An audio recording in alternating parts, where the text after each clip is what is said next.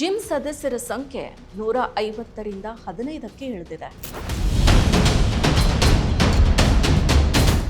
ಪ್ರಾಮಾಣಿಕತೆಗೆ ಬೆಲೆಯನ್ನ ತೆರಬೇಕಾಗುತ್ತೆ ಅಂತ ಹೇಳ್ತಾರೆ ದೀಪಕ್ ಕುಮಾರ್. ಜಿಮ್ಗೆ ಭೇಟಿಯನ್ನ ನೀಡಿ ಸದಸ್ಯತ್ವವನ್ನ ಪಡೆದ ಸಿಪಿಐಎಂ ನಾಯಕ ಜಾನ್ ಬ್ರಿಟ್ಟಾಸ್.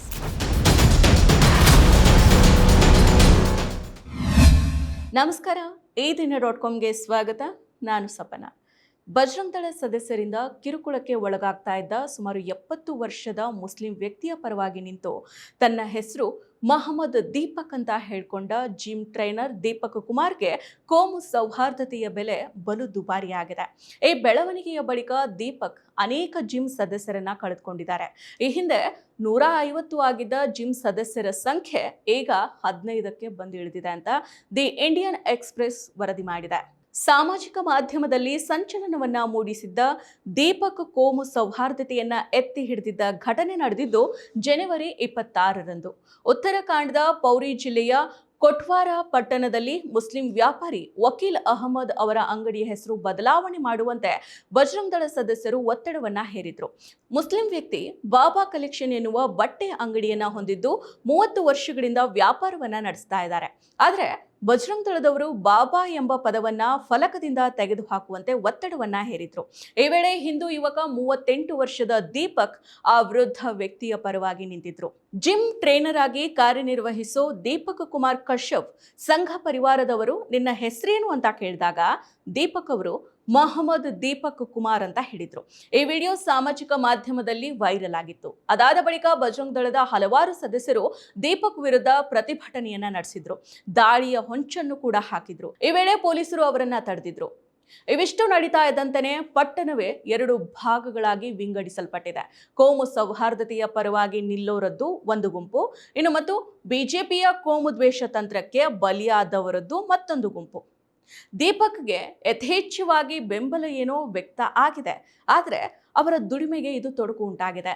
ಈ ಬಗ್ಗೆ ಮಾಧ್ಯಮಕ್ಕೆ ಪ್ರತಿಕ್ರಿಯೆಯನ್ನ ನೀಡಿರೋ ದೀಪಕ್ ಅವರು, ಪಟ್ಟಣದ ಅರ್ಧದಷ್ಟು ಜನರು ನನ್ನನ್ನ ಬೆಂಬಲಿಸ್ತಾರೆ, ಆದರೆ ನೀವು ಒಳ್ಳೆಯ ಕಾರ್ಯಗಳನ್ನ ಮಾಡಿದಾಗ ಜನರು ಚಪ್ಪಾಳೆ ತಟ್ಟೋದಿಲ್ಲ, ಪ್ರಾಮಾಣಿಕತೆಗೆ ಬೆಲೆ ತೆರಬೇಕಾಗುತ್ತೆ ಅಂತ ಹೇಳ್ತಾರೆ.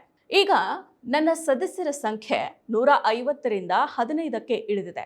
ಜನರು ಭಯಭೀತರಾಗಿದ್ದಾರೆ. ನನಗೆ ಅದು ಅರ್ಥ ಆಗುತ್ತೆ. ನನ್ನ ಜಿಮ್ ಇರೋ ಕಟ್ಟಡಕ್ಕೆ ನಾನು 40,000 ರೂಪಾಯಿ ಬಾಡಿಗೆಯನ್ನು ನೀಡಬೇಕು.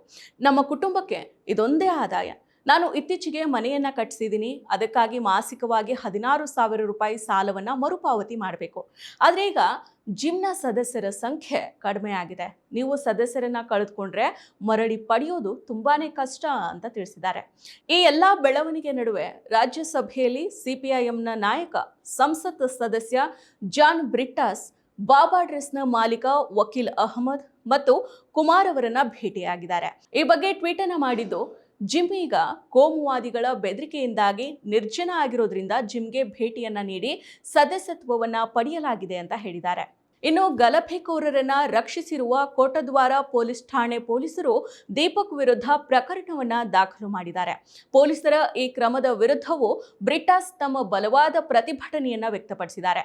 ಫ್ಯಾಸಿಸ್ಟ್ ಗೂಂಡಾಗಳ ವಿರುದ್ಧ ನಿರ್ಭಯವಾಗಿ ನಿಲುವನ್ನ ತೆಗೆದುಕೊಂಡಿದ್ದಕ್ಕಾಗಿ ಮೊಹಮ್ಮದ್ ದೀಪಕ್ ಅವರನ್ನ ಅಭಿನಂದಿಸಿದ್ದಾರೆ. ಅವರಂತಹ ಜನರು ದೇಶದ ನಿಜವಾದ ಭರವಸೆ ಮತ್ತು ಶಕ್ತಿ ಅಂತ ಪೋಸ್ಟ್ ಮಾಡಿದ್ದಾರೆ. ಈ ನಡುವೆ ಪೊಲೀಸರು ಕುಮಾರ್ಗೆ ರಕ್ಷಣೆಯನ್ನ ಒದಗಿಸಿದ್ದಾರೆ ಮತ್ತು ಪಟ್ಟಣದಲ್ಲಿ ಹೆಚ್ಚುವರಿ ಪಡೆಗಳನ್ನ ನಿಯೋಜಿಸಿದ್ದಾರೆ. ಸದ್ಯ ಸಾಮಾಜಿಕ ಮಾಧ್ಯಮದಲ್ಲೇನೋ ದೀಪಕ್ಗೆ ಬೆಂಬಲ ವ್ಯಕ್ತ ಆಗಿದೆ, ಆದರೆ ದೀಪಕ್ ದುಡಿಮೆಗೆ ಕತ್ತರಿ ಬಿದ್ದಿದೆ. ಜಾನ್ ಬ್ರಿಟ್ಟಾಸ್ ಜಿಮ್ ಸದಸ್ಯತ್ವವನ್ನ ಪಡೆದಿರೋದಾಗಿ ಹೇಳ್ತಾ ಇರುವಂತೆ ನೆಟ್ಟಿಗರೊಬ್ರು, ನನಗೂ ಜಿಮ್ ಸದಸ್ಯತ್ವ ಪಡಿಬೇಕು ಅಥವಾ ಜಿಮ್ಗಾಗಿ ದೇಣಿಗೆಯನ್ನ ನೀಡಬೇಕು, ದೀಪಕ್ ಅವರನ್ನ ಹೇಗೆ ಸಂಪರ್ಕ ಮಾಡಬಹುದು ಅಂತ ಕೇಳಿದ್ದಾರೆ. ಇನ್ನು ಕೆಲವರು ದೇಣಿಗೆಯನ್ನ ನೀಡೋದಕ್ಕೆ ಬಯಸೋದಾಗಿ ಕಾಮೆಂಟ್ ಮಾಡಿದ್ದಾರೆ. ಮತ್ತಷ್ಟು ವಿಶೇಷ ವಿಡಿಯೋಗಳನ್ನು ನೋಡಲು ಮತ್ತು ಹೊಸ ವಿಡಿಯೋಗಳ ಬಗ್ಗೆ ತಿಳಿಯಲು ಈ ದಿನ.com ಯೂಟ್ಯೂಬ್ ಚಾನೆಲ್ ಸಬ್ಸ್ಕ್ರೈಬ್ ಮಾಡಿ ಮತ್ತು ಬೆಲ್ ಐಕಾನ್ ಕ್ಲಿಕ್ ಮಾಡಿ.